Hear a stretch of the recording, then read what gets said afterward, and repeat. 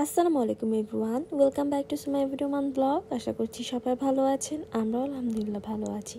তো চলে এসেছি নতুন আরেকটা ব্লগ ভিডিও নিয়ে। আশা করছি ভিডিওটা আপনাদের ভালো লাগবে। আর আজকে ভিডিওটা শুরু করেছি সন্ধ্যাবেলা থেকে।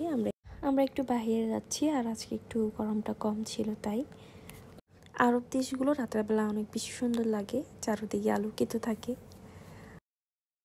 আমরা যাচ্ছি হচ্ছে নেস্তো হাইপার মার্কেটে, আমাদের কিছু টুকটাক কাজ ছিল, তাই এই তো চলে এসেছি। তো চলেন আমাদের সাথে আপনারাও শপিংয়ে। আমরা একটু কাপড় সেকশনে এসেছিলাম, নতুন কোনো কালেকশন এসেছি কিনা দেখার জন্য। তো তেমন ভালো কিছু দেখিনি, তো ঘোরাঘুরি করে চলে আসলাম। আর এখন হচ্ছে নাস্তা নিব। সন্ধ্যার নাস্তার জন্য শর্মা নিয়েছি, আবার নুডলস নিয়েছি। এই যে বাসায় চলে এসেছি, নাস্তা করব এখন। শর্মা, নুডলস এগুলো হচ্ছে আজকে আমাদের নাস্তা, আপনারা খেলে চলে আসতে পারেন। তো আজকে এই পর্যন্ত ভিডিওটা রেখে দেব, আর এখন শেয়ার করছি তারপরের দিনের ভিডিওটা। আজকে টোটাল 2 দিনের ভিডিও আপনাদের সাথে শেয়ার করছি।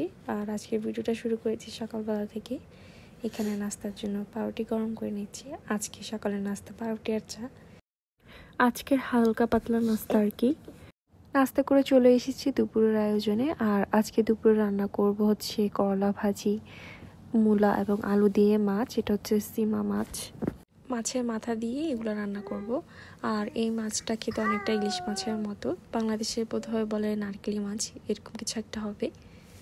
তো মাছগুলোতে হলুদ মাখিয়ে আমি ভেজে নিচ্ছি, আর এখানে করলা ভাজিটাও করে নিচ্ছি। আমি অফ ক্যামেরা সমস্ত কিছু কেটে কুটে রেডি করে নিয়েছি যাতে তাড়াতাড়ি হয়। তো পেঁয়াজ, রসুন, কাঁচামরিচ এগুলোকে ভেজে তারপর করলাগুলো দিয়ে দিলাম। করলা ভাজি সবাই করতে জানে, আমি তারপরও বলছি আর কি। আর সামান্য হলুদ আর লবণ দিয়ে দিয়েছি। এখন এটাকে ভেজে নেব।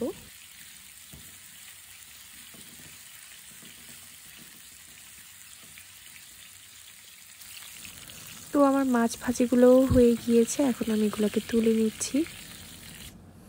এখন আমি মাছ ভাজার তেলে পেঁয়াজ আর টমেটোটাকে দিয়ে দিচ্ছি। আমি এখানে রান্না করে ফেলবো। প্রতিদিন ভিডিওতে ভয়েস দিতে ইচ্ছা করে না, আসলে ভালোও লাগে না। সবসময় তো মন মানসিকতা ভালো থাকে না, প্রত্যেকটা মানুষেরই জীবনে এমন দিন থাকে যে কিছুই করতে ইচ্ছা করে না, কিছুই ভালো লাগে না। মনে হয় যে চুপচাপ কোথাও গিয়ে বসে থাকি, কারোর সাথে কথা না বলি। মানুষ হিসাবে আমাদের প্রত্যেকেরই কোনো না কোনো দুঃখ কষ্ট আছেই, হয়তো আমরা এগুলো প্রকাশ করি না, অথবা অনেকে প্রকাশ করে দেই। তবে হ্যাঁ, আমাদের ছোট বা বড় যে কোনো একটা কষ্ট লুকানো থাকে, যেটা হয়তো আমরা চাইলেও কাউকে বলতে পারি না। আল্লাহ তাআলা প্রত্যেকটা মানুষের দুঃখ কষ্ট বা মুসিবত সব দূর করে দিক, এটাই দোয়া। আর আপনাদের সাথে কথা বলতে বলতে আমি এখানে পেঁয়াজ আর টমেটোটাকে কিছুক্ষণ কষিয়ে তারপর আদা রসুনের পেস্ট, হলুদ, মরিচ, ধনিয়া, জিরা এগুলো দিয়ে দিয়েছি। তো ওগুলো দিয়ে ভালোভাবে কষিয়ে মূলা আর আলুটা দিয়ে দিয়েছি। এখন আমি এগুলোকেও কিছুক্ষণ কষিয়ে নেব। আমি এক হাত দিয়ে ভিডিও করে আর রান্না করি, তো আগে কষ্ট হতো, কিন্তু আস্তে আস্তে এখন এটা চলে গিয়েছে। তবে মাঝে মাঝে ভিডিওটা খুব বেশি নড়াচড়া করে, প্রথম প্রথম বেশি করতে, এখন একটু কমই করে। আসলে করতে করতে সব কিছুই সহজ হয়ে যায়, আর চেষ্টা থাকতে হবে। আমি এক হাত দিয়ে ভিডিও করি আর এক হাত দিয়ে রান্নাবান্না করি, তো এটা সেটা দিতে থাকি। কষ্ট হলেও খুব ভালো লাগে যখন আপনাদের কাছে এই ভিডিওটা শেয়ার করতে পারি। ইচ্ছা শক্তি এবং আপনাদের ভালোবাসায় এখনও কাজটা করে যাচ্ছি, যতই কষ্ট হোক তারপরে অনেক ভালো লাগে দিন শেষে। তো এভাবে সাপোর্ট দিবেন, ভালোবাসা দিবেন, যাতে আমার চ্যানেলটাকে আমি অনেক দূর নিয়ে যেতে পারি। সবাই সবার পাশে থাকার চেষ্টা করবেন, আমিও থাকবো ইনশাল্লাহ। আর আমি অনেকের ভিডিও দেখি কিন্তু কমেন্ট করা হয় না। যারা আমাকে সাবস্ক্রাইব করেছে, বিশেষ করে আমার প্রতিনিয়ত ভিডিওগুলো দেখে, তাদের যতগুলো অ্যাডই হোক আমি দেখে দেওয়ার চেষ্টা করি। অনেকজনকে একসাথে সাবস্ক্রাইব করেছি, তো অনেকের ভিডিও পিছনে চলে যায়, সময় মতো দেখতে পারি না। তো যখনই সময় পাই তখনই সার্চ দিয়ে দেখে নিই, যাতে আপুরা রাগ না করে। তো অনেক আপুদেরকে বলবো যে আপনাদের ভিডিওগুলো আমি দেখে দিই, কিন্তু কমেন্ট করা হয় না। আমি এমনও আপুদের ভিডিও একদিন পর বা 2 দিন পর কমেন্ট করেছি। আর আমার এক প্রিয় আপু, মেহেক আপু, ওনার এই 2 দিন ধরে ভিডিও দেখতে পাচ্ছি না। আপু কোথায় গিয়েছে বলতে পারছি না, ভাবছি ওনার চ্যানেলে গিয়ে মেসেজ দিব। তো রান্নাবান্না করা শেষে এই যে কিছু থালা বাসন ছিল, তো সেগুলোকে এখন ধুয়ে নিচ্ছি। আমার রেগুলার ভিডিও দেখার জন্য কিছু প্রিয় আপুরা আছে, তারা যদি ভিডিও না দেয় আমি আবার চিন্তা করি কেন ভিডিও দিল না। আর কিছু আপু তো আছেই যারা যেদিন ভিডিও দিবে সেদিন ওনার ভিডিওগুলো দেখবে, তারা আগে ছাড়া ভিডিও দেখবে না। তো এরকম অনেক আপুর ভিডিও এখন আমি দেখা ছেড়ে দিয়েছি, যেহেতু ওনারা ওনাদের ভিডিও দিলে তখন অন্যের ভিডিও দেখে। আমি মনে করি এরকম ভিডিও দেখার থেকে না দেখাই ভালো। তো উপরে দেখতে পেয়েছেন অল্প কিছু থালা বাসন ছিল, কিন্তু নিচে অনেকগুলো ছিল, সেগুলোকেও ধুয়ে নিয়েছি। তারপর অন্যান্য আরও কাজ ছিল, তো সেগুলো করে নিয়েছি। এখন হচ্ছে লাঞ্চটা করে নেব। তো খাওয়া দাওয়া শেষে আমি আজকে একটা বোকামি করেছি, মাথায় ভূত চাপলে যা হয় আর কি। তো এখানে হচ্ছে আমি গুঁড়া দুধ দিয়ে দই বানানোর চেষ্টা করছিলাম।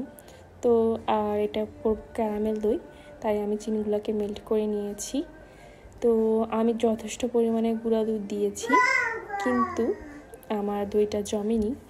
আর আমি এখানে টক দই ইউজ করেছিলাম, মিষ্টি দই বানানোর জন্য আমি টক দই ইউজ করেছিলাম। তো আমি এর আগে টক দই বানিয়েছিলাম, আলহামদুলিল্লাহ খুব সুন্দরভাবে হয়েছে, কিন্তু এবারে যে এরকম একটা ধোকা খাবো তা ভাবতে পারিনি। ওইবার আমি বানিয়েছিলাম হচ্ছে গরুর দুধ দিয়ে, এবার বানিয়েছি গুঁড়ো দুধ দিয়ে। তো এখানেই মানে সমস্যাটা হয়ে গিয়েছিল। যারা বানিয়েছেন তারা অবশ্যই আমাকে কমেন্টে জানাবেন যে গুঁড়া দুধ দিয়ে দই বানালে সেটা কি জমে কি না। তো আমারটা তো জমেনি, আমি অনেকক্ষণ গরম স্থানে রেখেছিলাম, তারপর ওইটা কেন জানি জমেনি। তো যাই হোক, মনে দুঃখ পেলাম। আর এখানে আমি চুলাটা পরিষ্কার করে নিয়েছি ক্যারামেলটা করে। এখন আমি দইটা বসাবো, আপনাদেরকে দেখাচ্ছি। এই যে দুধটার মধ্যে আঙুল চুবানো যায় এরকম অবস্থায় আমি টক দইটা মিশিয়েছিলাম, তারপরেও জমেনি। ওইবারে দুইটা এত সুন্দরভাবে জমেছে যে উপরে একটুও পানি উঠেনি। তো যাই হোক, এরকম হয় মাঝে মাঝে রান্নাবান্নায় ভুল ত্রুটি, তো সেটাকে আমি পজিটিভলি দেখি। এই যে দেখেন আমি খুব সুন্দরভাবে বসিয়েছিলাম। এখন অনেকে হয়তো বলবেন প্লাস্টিকের বাটিতে বসিয়েছি, তো আমি আগেও 2-3বার যখন বানিয়েছিলাম তখন প্লাস্টিকের বাটিতেই বানিয়েছিলাম, তো খুব সুন্দরভাবেই হয়েছে। আমি ঠিক এভাবে বানিয়েছি, দমে দিয়ে রেখেছিলাম। আর সন্ধ্যার নাস্তায় পাউরুটি দিয়ে ডিম ভেজেছিলাম।